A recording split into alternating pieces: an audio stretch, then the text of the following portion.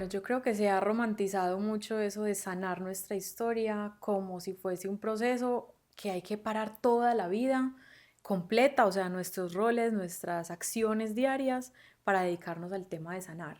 También hemos visto mucho en redes sociales como que es necesario un espacio tipo un retiro o un proceso terapéutico complejo y esto desanima a muchas personas de poder siquiera como empezar a profundizar en ese espacio de sanar.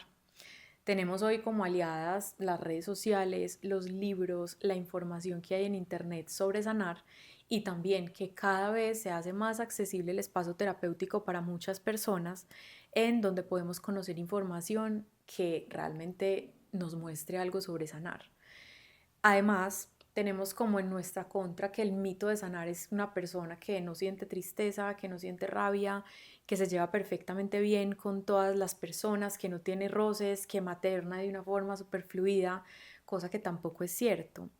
Sanar son esas pequeñas acciones que hacemos todos los días y que hay que estar muy conectados con ese diálogo interno, esa vocecita de nosotros mismos, en donde sentimos ese malestar o ese ruido que ya hace parte de nuestro sistema y no hay que hacer grandes procesos para escucharlo, solamente la quietud y el silencio nos van a permitir hacerlo, en donde podemos tomar mejores decisiones.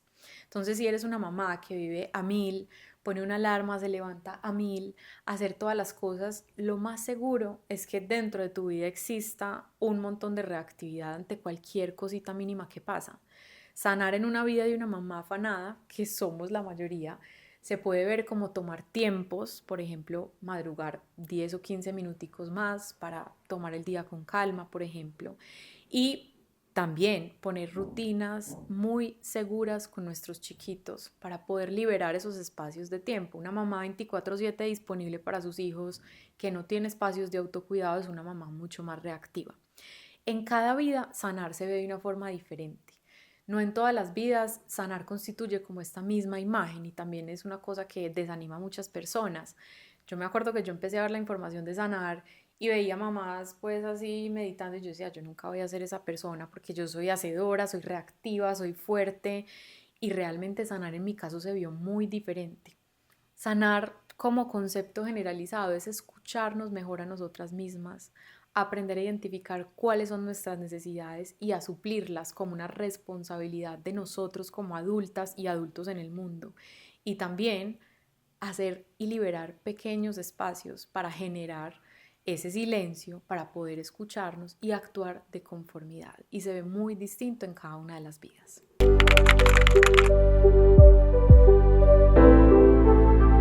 La relación de pareja es quizá una de las relaciones, si no la más compleja, porque es una convivencia constante con otro individuo que viene de otra historia, que tiene otras creencias, que fue criado de una manera muy distinta a la que nosotros tenemos y que además asumimos como en esta herida narcisista que debería entender nuestro mundo y debería amoldarse a lo que nosotros queremos y debería hacer las cosas como nosotros queremos.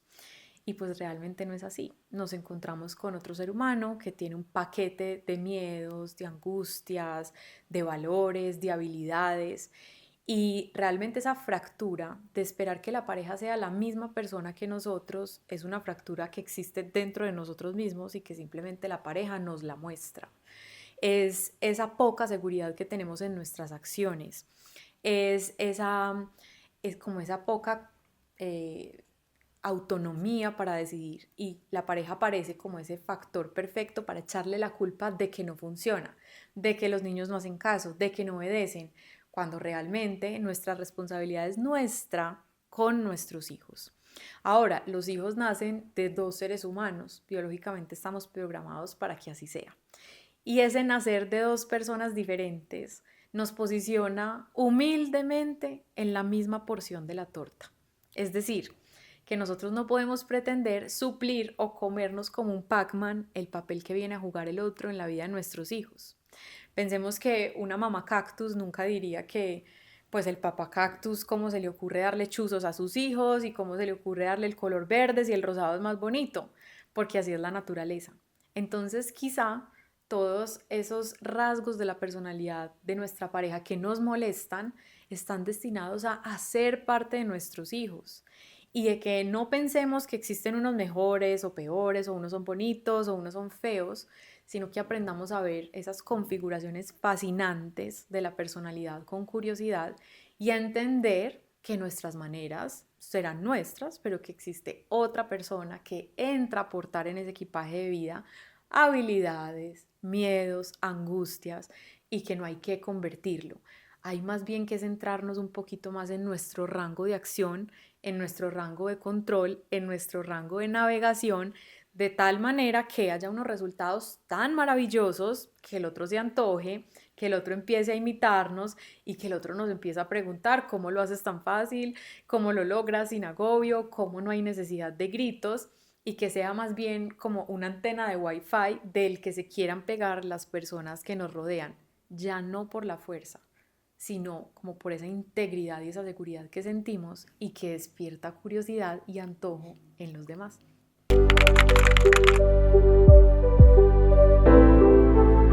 Hay fallas, errores, mejor dicho, por millones. Es que estar en un camino teórico de crianza no nos exime de vivir la vida.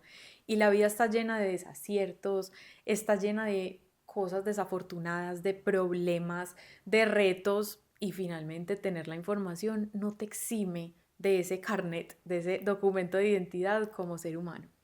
Hay uno de esos errores que yo atesoro demasiado en mi corazón.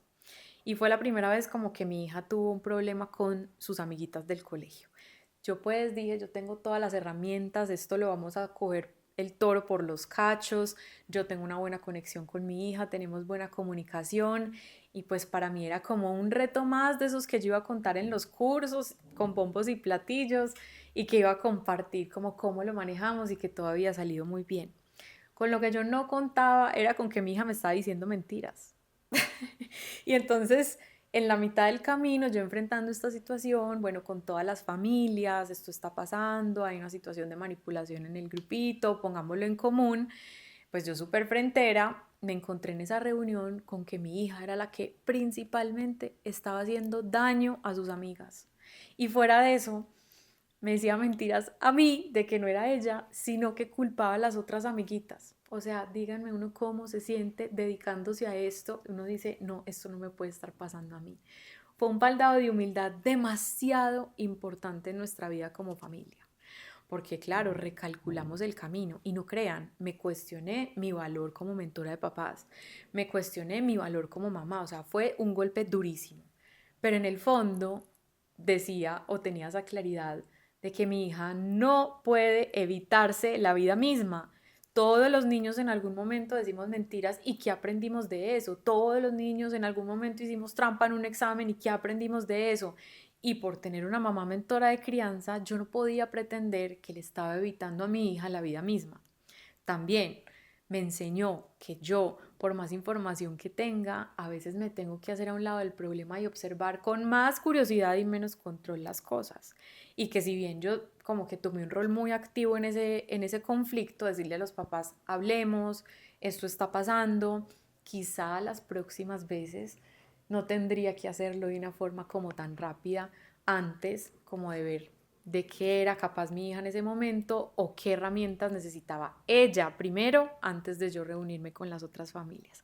Entonces los errores son maravillosos. Por ahí hay una frase que dice que la experiencia no es más que la suma de todos los errores. Y cuando la gente dice es que yo tengo mucha experiencia, ya sabes que hay detrás un montón de errores de los que esa persona se ha permitido aprender para ampliar su rango de conocimiento y compartirlo con los demás.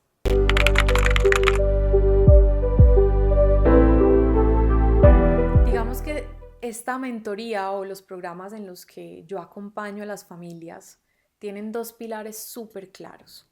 Uno es el de la crianza, es decir, aquí conocemos las necesidades de los niños, las etapas de desarrollo, lo que nuestros hijos necesitan de nosotros, las herramientas que no tenemos en firmeza, en amabilidad, en emociones, en límites. Conocemos el cerebro a profundidad del niño, cómo se desarrolla, aprendemos sobre las neuronas, sobre la respiración, mejor dicho, sobre todo lo de la crianza. Pero ¿qué pasa? que cuando yo busqué esta información para nutrirme de ella, me encontraba con que muchas veces en la práctica yo ya tenía toda la teoría, pero era yo la que no era capaz de aplicarla. Era yo la que reaccionaba mal. Era yo la que no podía llevar a un feliz término toda esa información. Entonces me quedaba la pata coja porque decía, necesito una información que me permita a mí trabajar a la par que en la crianza. Que si mi hija es brava, reactiva y agresiva, yo no solo sepa la teoría que me dice, bájate hacia un nivel y háblale con una voz clara y establece un contacto visual, porque es que yo en la práctica no era capaz de hacerlo, sino que se enfocara en mí y en cuáles eran esos patrones, cuál era esa información que estaba grabada en mi interior, en mi personalidad, en mi temperamento, que me hacía imposibilitada o inhabilitada para aplicar la teoría. Por eso yo he sido contundente con el hecho de que haya dos pilares, el del adulto, que somos nosotros, que traemos una historia, traemos heridas, traemos una configuración, y que además hay este pilar de la crianza. Egoísmo no, más bien realidad. No podemos pretender que Diego, que no es un deportista de alto rendimiento, que nunca lo inscribieron a unas clases de ningún deporte, le enseña a montar en bicicleta a su hijo, feliz, dichoso y con mucha diversión, que Paula, que tuvo la oportunidad de expresarse libremente con su cuerpo, sus papás fueron deportistas de alto rendimiento, pues ese niño no va a ser capaz de absorber las mismas habilidades. Por eso es tan importante este pilar del adulto en donde decimos qué quiero, qué necesito, quién soy yo y cómo quiero transmitirle eso que yo soy a mis hijos.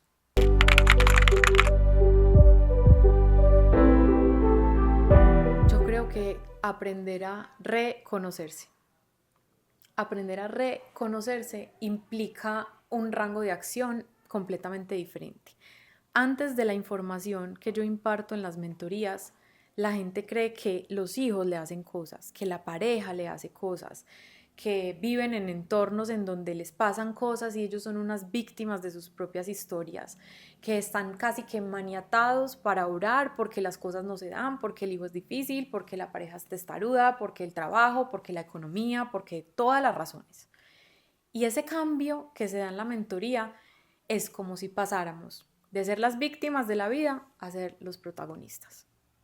Esa sensación de yo tengo el control de mi vida, yo tengo las riendas de lo que yo quiero, yo sé quién soy, qué habilidades tengo, qué debilidades tengo, sé en lo que estoy trabajando y voy hacia allá. Entonces esto marca como un mapa muy distinto y es como si estuviésemos detrás de una producción de una serie. O sea, la serie tiene temporadas chéveres, temporadas tristes, temporadas aburridas, tiene un montón de temporadas, pero ahora somos nosotros el director que dice, ok, esta temporada está tristica, lo que sea, pero tengo las herramientas para navegarla. O esta temporada está brutal, está súper emocionante y aquí voy a atesorar un montón de cosas para el resto de nuestra vida. Entonces siento que ese antes y después es conocernos y reconocernos una y otra vez porque además no somos la misma persona siempre.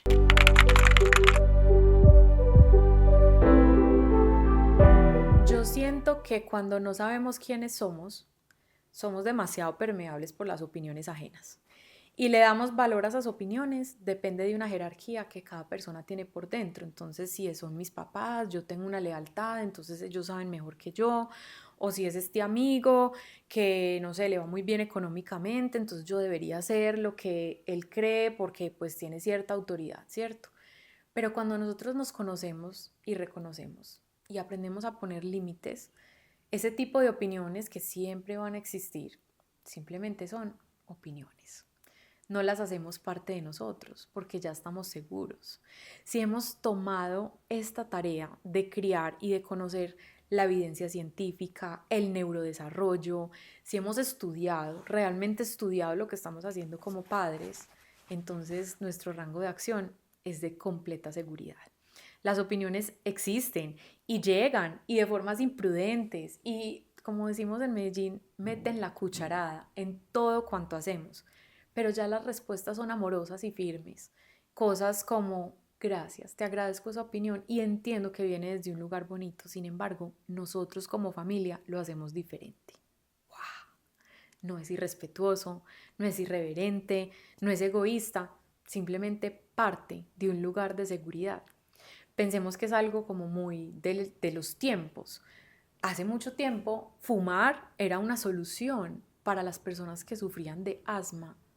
Si hoy alguien de 90 años nos dice, oye, tu hijo tiene asma, ponlo a fumar, enséñale a fumar que eso le abre los bronquios y lo pone a respirar mejor, nosotros ya contamos con la evidencia científica para contestarle, mira, yo entiendo que ese consejo viene de un lugar hermoso de parte tuya, pero nosotros elegimos hacerlo diferente. No me desgasto en mandarle los 800 estudios que hay de lo nocivo que es fumar. No me desgasto en pedirle una cita con el pediatra de los niños para que sea él quien lo explique. Tampoco me acaloro en una discusión familiar, en un almuerzo, en donde pues le diga las razones y le mande los reels de Instagram de esta persona. No, agradezco el consejo y procedo a hacer lo que me da la gana, que se traduce en mi conocimiento, mi evidencia y mis acuerdos con mi núcleo familiar.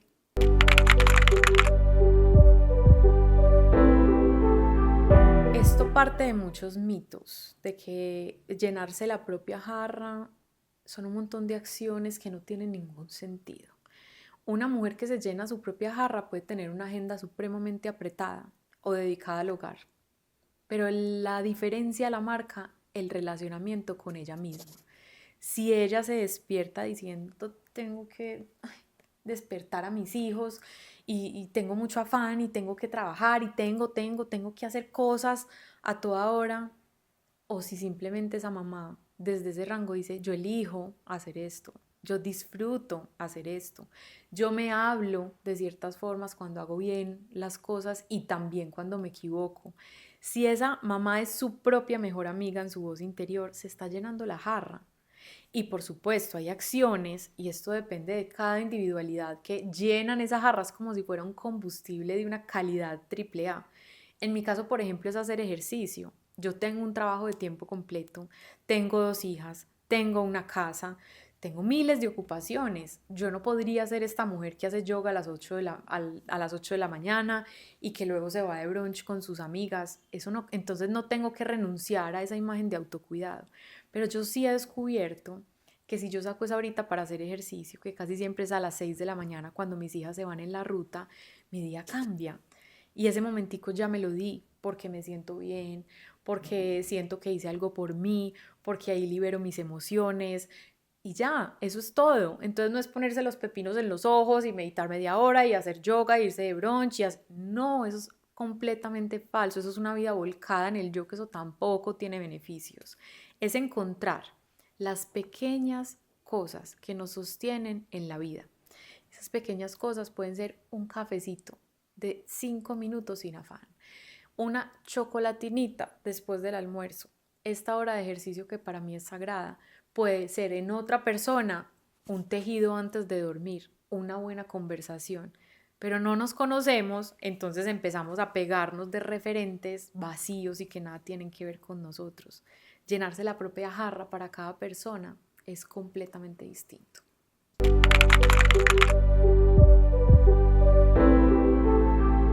Bueno, no fue un solo evento, no fue como una iluminación de que, bueno, yo recibí un mensaje, no, eso suena muy bonito cuando yo veo ese tipo de cosas en las entrevistas, pero en mi caso fue algo diferente.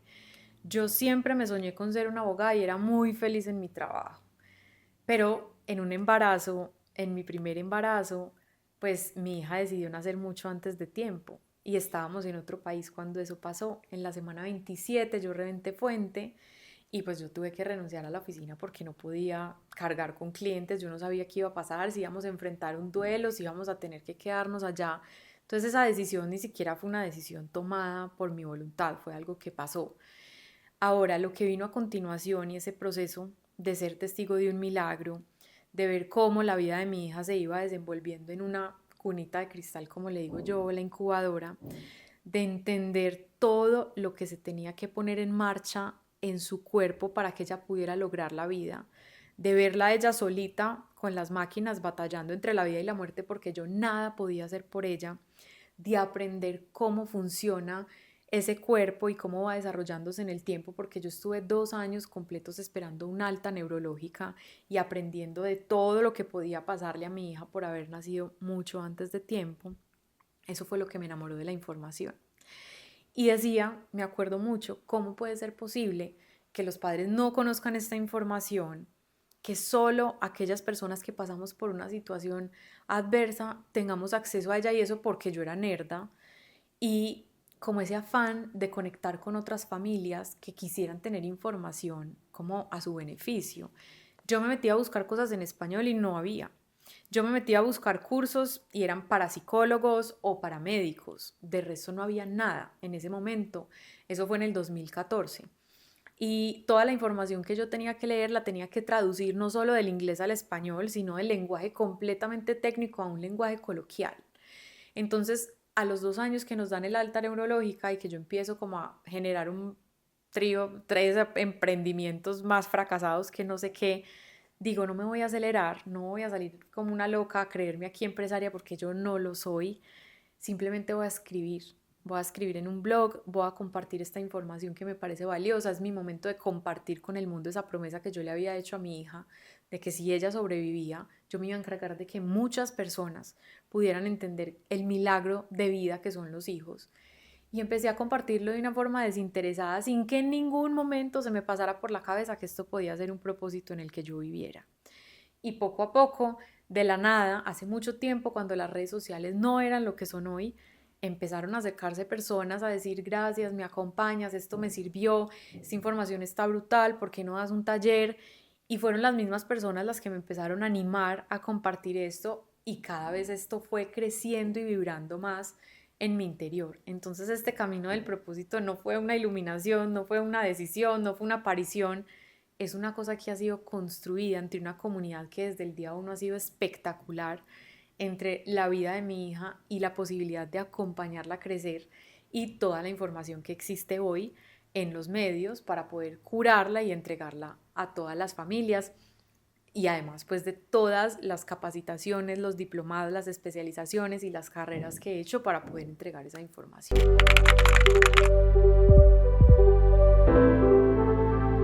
No, es que historias hay.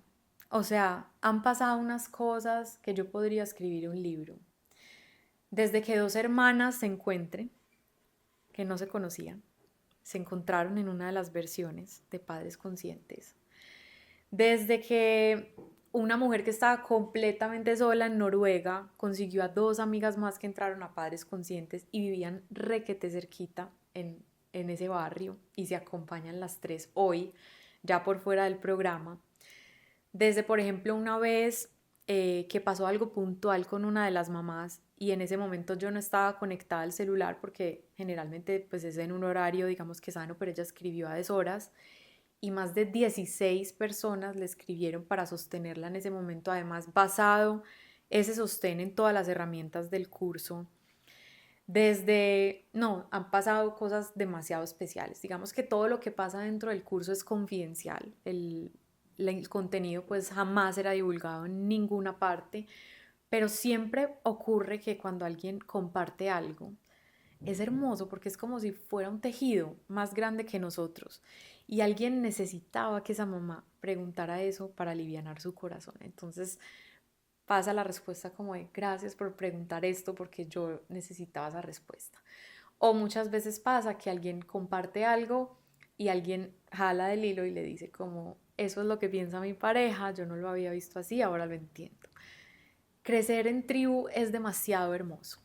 Es poner en perspectiva nuestras angustias, nuestros problemas y retos, y mirar que todos cargamos como esa maletica de piedras, de retos, que a una los reta el sueño, a otra los reta el temperamento, a otra el colegio, y que realmente no hay ese prado verde del vecino que todos imaginamos que alguien tiene, en donde hay una mamá completamente regulada, sin problemas, sin retos, con hijos completamente regulados, educados, obedientes. Criar en comunidades, darnos cuenta de nuestra propia humanidad y sentirnos sostenidos por una tribu sobre todo, es una experiencia que puede cambiar la maternidad. Y lo digo yo porque yo viví una maternidad completamente sola. Ninguna de mis amigas era mamá, ninguna, sí, no tenía amigas pues como que estuvieran viviendo lo mismo y pues por el lado de mi círculo yo no quería que mis tías y mi mamá fueran como esos referentes. Entonces sí sé que es vivir una maternidad sola y veo ahora estos espacios que se generan en padres conscientes y digo, esto es demasiado hermoso.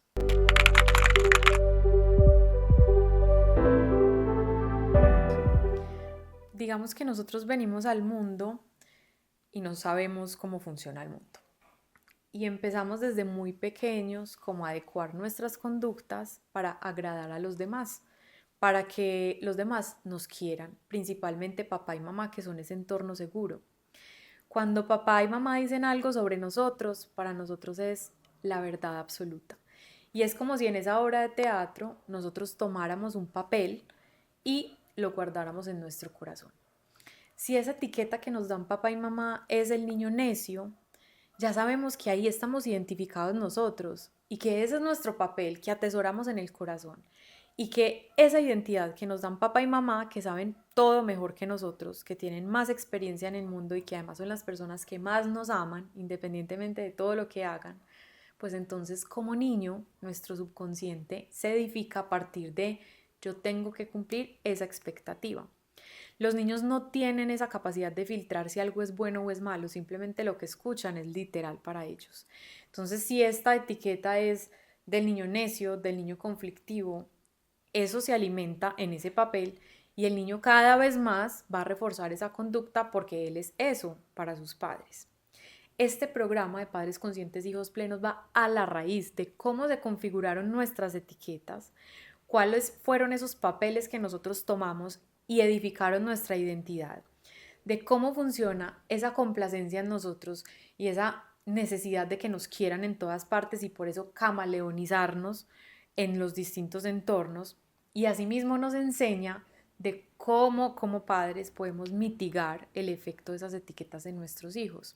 Claro que tenemos un hijo más necio que otro, claro que tenemos uno más académico, pero quitarle esa etiqueta y darle la posibilidad al necio de reconocer su juicio o su quietud en un momento puntual le resta importancia a esa etiqueta que él está atesorando en su corazón. Entonces, todo un global que mira más allá de la etiqueta qué papel cree nuestro hijo que juega en nuestro mundo y configurarlo desde un lugar positivo.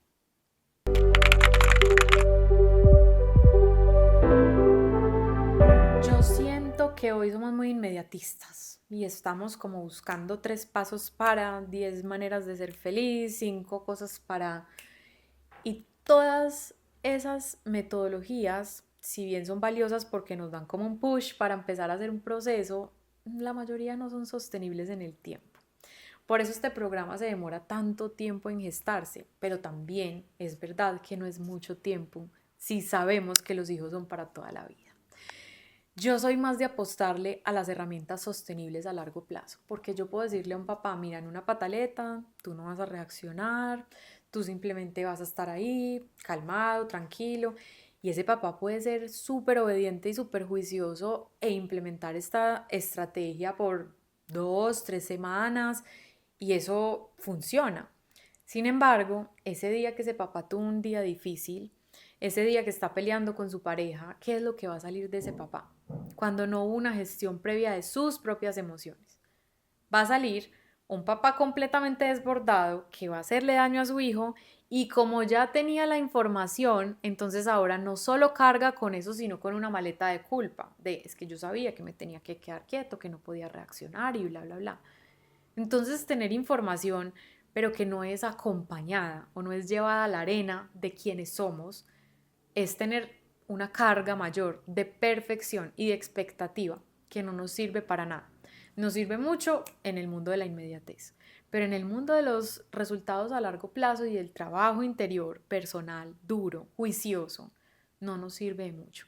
Por eso este programa es ambicioso y por eso tiene un acompañamiento que dura varias semanas y frente a las cuales yo estoy ahí, porque me interesa que lleves la teoría a la práctica y que en la práctica te des cuenta por dónde falla, porque ahí es donde nos vamos a enfocar. ¿Quién eres tú ¿Y por qué te está fallando por ahí? Ven, revisemos tu historia, ven, revisemos tu temperamento, ven, revisemos qué está pasando en tu vida, ven, revisemos tu bioindividualidad y miremos cómo vamos a atacar eso de raíz para que sea sostenible en el tiempo.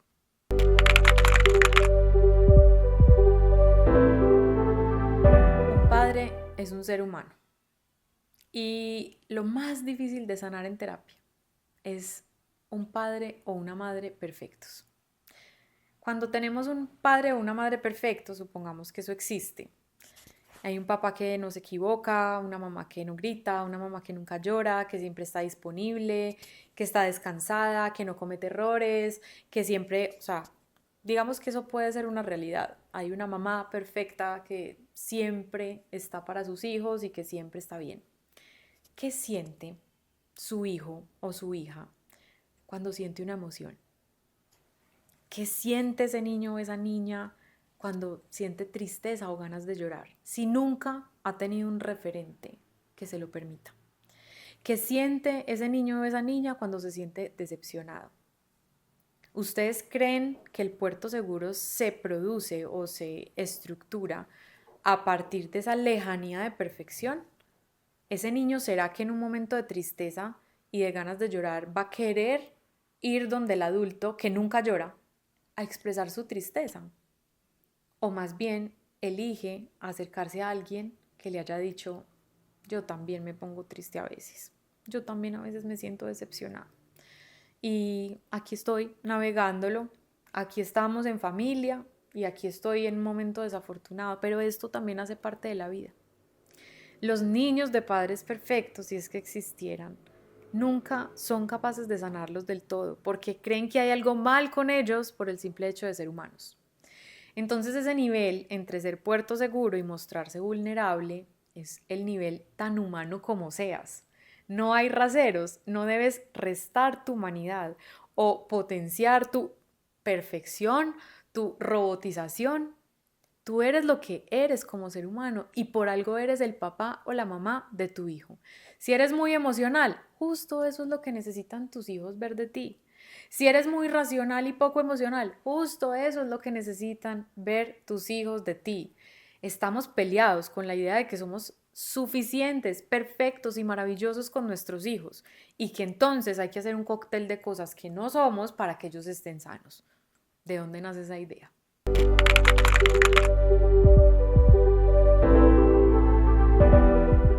Pues es que Ana es un ser humano. A ver, esta pregunta me encanta porque además mi configuración inicial de crianza, Aries, primera hija, perfeccionista, abogada, hacedora, o sea, Eneagrama 8, mejor dicho, todas las descripciones me llevan a mí a una casilla de una persona completamente reactiva, cavernícola y primitiva.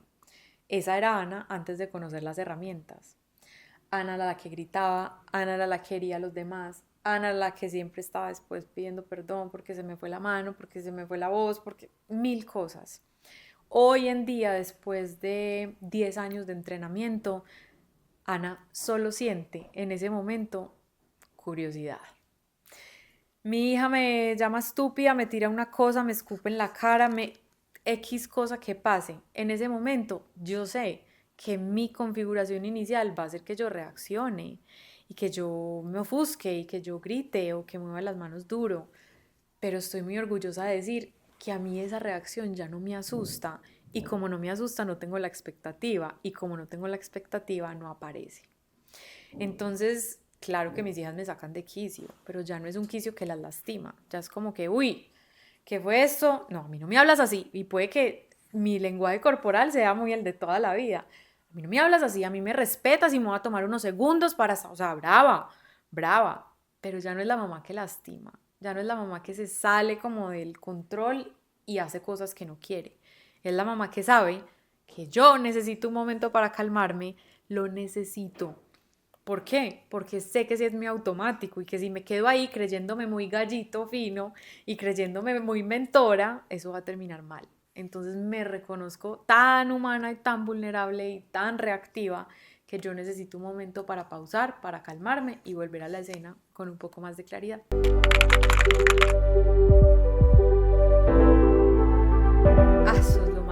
todo. O sea, yo creo que yo no pararía de hacer esto nunca en mi vida, simplemente por esa experiencia que pueden llegar a tener las familias después de ser transformados. Vea, yo siempre siento que las palabras que me dicen a mí después del curso, yo no las merezco. O sea, yo no entiendo de dónde la gente saca eso, aun cuando yo sé que soy muy buena en lo que hago. Pero esto de me has cambiado la vida, me has cambiado mi relación conmigo, mi matrimonio se salvó, siento que amo a mis hijos, que no los disfrutaba. Me acuerdo mucho de una mamá que me decía, yo siento que odio a mis hijos. Y yo no sé si yo voy a poder con este curso y al final del programa fue como lo que me estaba perdiendo. Gracias, no tengo con qué pagarte. Todas esas cosas yo siento que no las merezco, no porque no confíe en mi conocimiento, sino porque es que mi talento no es como transformar o construir cosas. Mi talento es que la gente se dé cuenta de lo que está hecha.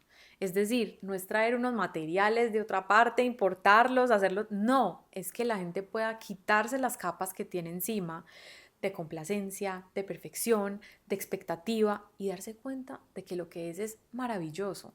Y cuando nosotros hacemos eso, ganamos confianza en nosotros mismos, ganamos autoestima y no solo eso, sino que nos invitamos al disfrute de los hijos, que finalmente para eso es ser papá y ser mamá, para acompañar a crecer a los hijos, enseñarles a vivir en el mundo y disfrutarlos, porque esto no es para siempre.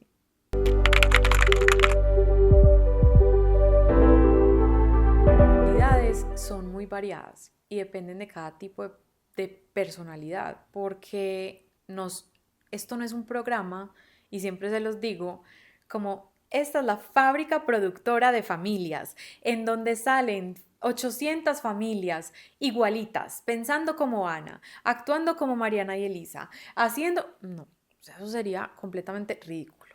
Aquí la tarea es conocerse y mapear quiénes somos, cómo funciona esta familia, cómo son mis hijos. Y a partir de eso, vamos a construir esas habilidades que nos interesan. Sería un despropósito que yo en mi curso eligiera unos valores, unas cualidades, unas habilidades y dijera, estos son los que necesitan. No. En unas casas será, por ejemplo, la autoestima, porque quizá papá y mamá no la tienen tan buena y les falta.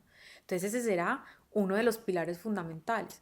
Pero en otra casa, donde la autoestima, por ejemplo, es algo que se le da natural a los papás, la habilidad será un poco la prudencia o la timidez o no estar a toda hora sobresaliendo.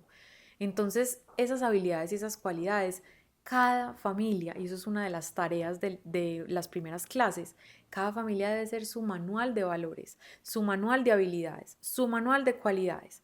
¿Para qué? Para que sea un marco certero por el que vamos a filtrar todo el curso. Y para que esos retos que van apareciendo con los chiquis semana a semana, yo les pregunto mucho, ¿cuáles son las habilidades que quieres ver en ellos? Porque si elegimos esta habilidad de la autoestima, vamos a tener unas estrategias y unas respuestas muy diferentes a elegir este otro camino, esta otra familia, que puede ser un poquito esa distancia de protagonismo, y ambas son válidas. Y por eso es tan fascinante esto, porque decimos, ¿cómo esta familia va a poner como un límite la misa los domingos? Ah, sí. Y tu límite es el deporte de 3 veces a la semana. Y es fascinante ver cómo todos tenemos unas verdades, unos prejuicios, unas cosas de las que nos arraigamos con las uñas que queremos ver florecer en nuestros hijos.